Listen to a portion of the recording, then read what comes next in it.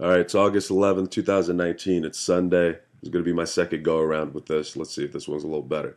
I'll start off with apologies to Carlos Patino and Gabriel Sosa. Been fairly depressed this past week for a multitude of reasons, I think, that I'll get into in a second. But I would say it's definitely was at its peak on Wednesday. And Carlos and Gabriel were trying to make me feel better. And I don't know if whoever's listening, I don't know if you've ever been in a headspace where you're not feeling well, you're not feeling good, and you just kind of need to feel upset. You just need to be upset for a little bit. Um, and I think I was there, and they were just trying to help. And I feel like I was pretty dismissive towards that. So sorry, guys. I do appreciate you guys trying to give me a pep talk and whatnot. Um, so yeah, been down. I think there's a couple of reasons for that that I'm trying to figure out. Some of those reasons aren't really necessary for this podcast, so I'll deal with those how I deal with them. But I think the other reason is the stress of running the buddy system and and uh, and how I'm running it and treating it. I think I have a potential solution. So in relation to Carlos and Gabe, one of the things I was bitching about was like needing help running it. And Carlos, he donated a solid mic stand. Thank you, because our mic stand was dog shit. He donated a mic stand and some other stuff, which I appreciate. Carlos, thank you again. And Gabe was giving his words of encouragement, which I also appreciate. And then I was just bitching, and I even got messages from people offering to host more and everything. And some of those people that offered, while I very much appreciate the offer, really have no idea how much I appreciate the offer. I don't believe that those people are ready to host yet, and so they're definitely going to be in my mind though if they just stay consistent. But what the fuck was I talking about? Okay, needing help. One of the things I think I figured out is I have to go in even smaller increments with building this up. Like I have this tendency to when I get the ball running, like it goes, and I don't want to stop, but I'm just gonna try to slow it up and go with this in increments. I think I was giving people responsibilities instead of tasks. Like that's how I'm gonna make the distinction here. And comics don't want responsibility. I've come to accept. Like they don't want to work. That's what they I mean, including myself. I did not get into this whole thing so that I could have a job or a normal job. I did it. Part of it is the idea of getting paid to fuck around and tell jokes. That's a much happier existence for me. Um, so I think the way I've been trying to delegate roles and positions has been far too I literally just said responsibility based and not task based. So I'm thinking if I can give people just one or two things to do that doesn't require any sort of thought, just is what it is, then I think that we can get some traction there and I can lessen the load on my own stress. So yesterday we had a film group discussion. We have our whole film sector of the buddy system, and we delegated there. And I also got to delegate a little bit. I've been using the word delegate a lot. uh, we also delegated a little bit in the shows. So now we have these monthly shows that we got going on. We have the Back to the Grind show that's being run by Juan Ciez, and then we have the new Hideaway show that is essentially going to be run by William Henderson. So my thought process is like the Back to the Grind show, instead of me trying to micromanage and make sure it's exactly how I need it to be, I'm just going to let Juan do his thing and trust Juan can do his thing. Same with William Henderson for the Hideaway show. And then we had an issue, what was it? Saturday. Saturday was the last Back to, I think it was Saturday was the last Back to the Grind show. And I wasn't there. Jonathan Tynes wasn't there and George wasn't there, but Juan was.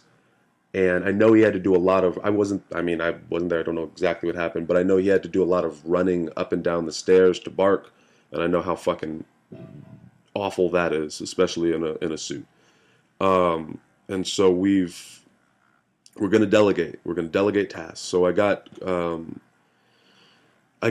asked I almost said Steven Espinosa. Holy shit. New people, if you don't know who that is, look up the Buddy cast. There's an old holy shit, I haven't thought about that in forever. Hold on a second. Okay, so there's this comic who I who was hilarious. I hope he's doing well. I don't know what's going on with him exactly, but the Buddy cast, no, episode 7, Steven Espinosa. Look him up. Either way, Stephen Roth.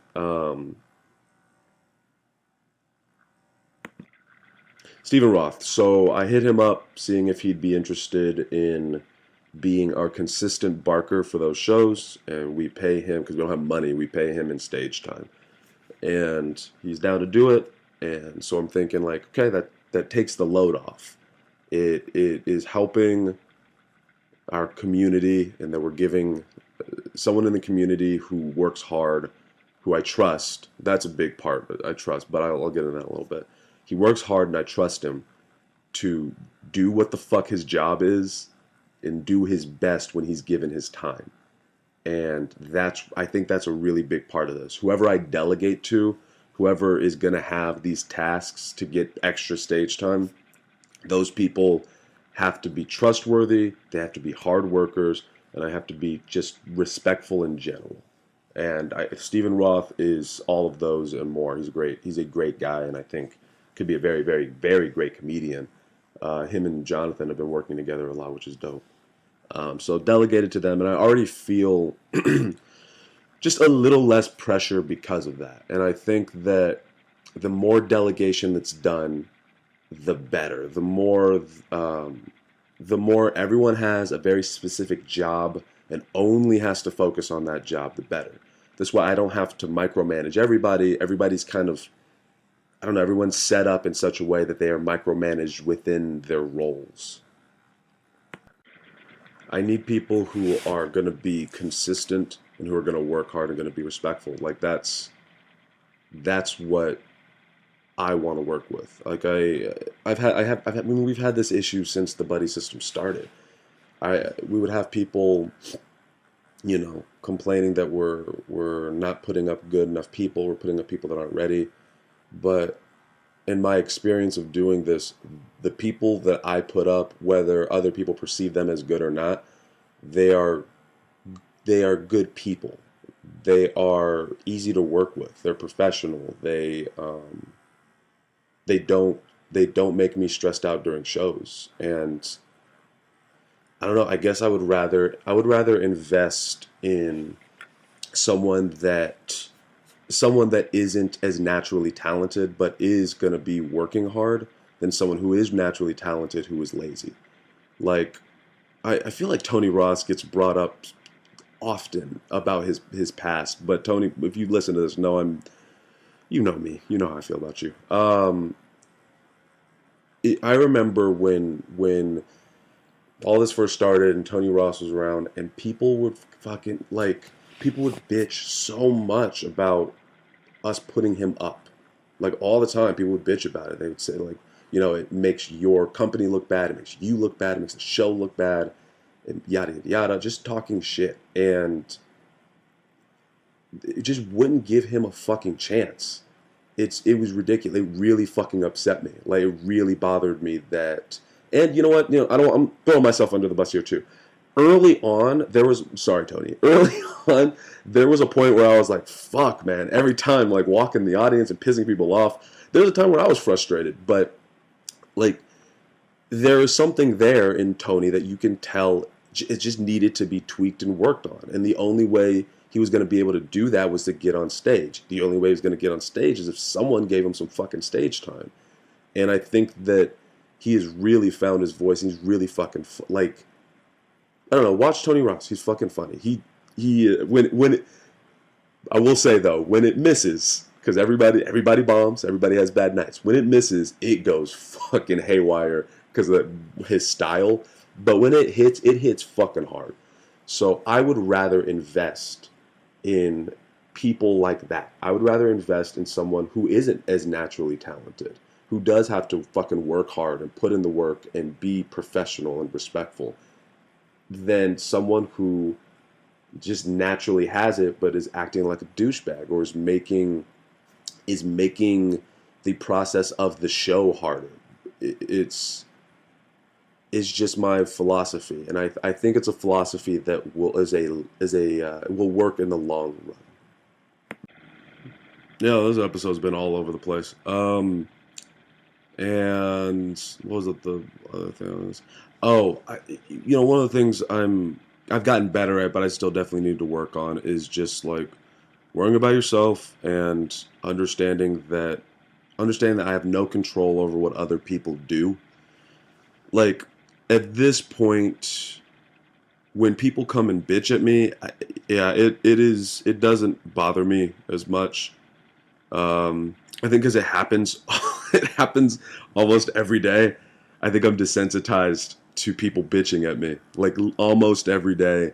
I think at least every other day, maybe every 3 days if I'm being generous to myself. There's somebody who's like, "Bro, why are you doing this?" It's like I don't know what to tell you, man. Like it's just how we're doing it. So as far as the bitching goes, I think I'm able to handle that a little better now, which is good. And the other thing was, that's right. And this goes back to Carlos and Gabe. When I was bitching around them, when I was just complaining, it was mostly complaining about everyone else not putting in the work, air quote, to help this happen. And I've come to a place where it's not anyone else's responsibility to do that. Like, there's no reason for these comics to feel any sort of obligation to do that. They don't have a financial investment in the buddy system. They are not my employees. I don't have the money to pay everybody. If I had the money, look, if I had the money to pay you, you better put the fucking work in. I don't have the money to pay you, so fair enough. Do whatever you want. I mean, I'm trying to remember that I can only control myself and my actions. And so I'm trying to just let go and accept that like the comics are going to be the comics and that's how it's going to be. But if I can strategize and work around that and still make my thing work, I think that that's the best option for me. And having Stephen Roth being a consistent barker is one of those moments where, no, I can't control every single comic. But if Steven's willing to work with me, and if he's willing to be professional and be consistent, cool, then I'm going to use him. He's going to be one of my go-to guys. That's just how it works. So yeah, I feel a little better about that, and I feel like I feel like I was blaming the comics and the community for my stress and frustration, which isn't fair to the comics and the community. They're all individuals, and I don't think it's fair to blame them. It's my business. I fucking decided to do this dumb shit, and we're here now, and I'm financially invested now, so I can't fucking stop. And so I just got to figure out how to navigate, and that's what I plan on doing. So that's where I'm at right now. It's a struggle. It's a fight every day to make sure you stay positive and happy, but it's a struggle that I'll take over just laying down and giving the fuck up. So that's where I'm at. Ran the light.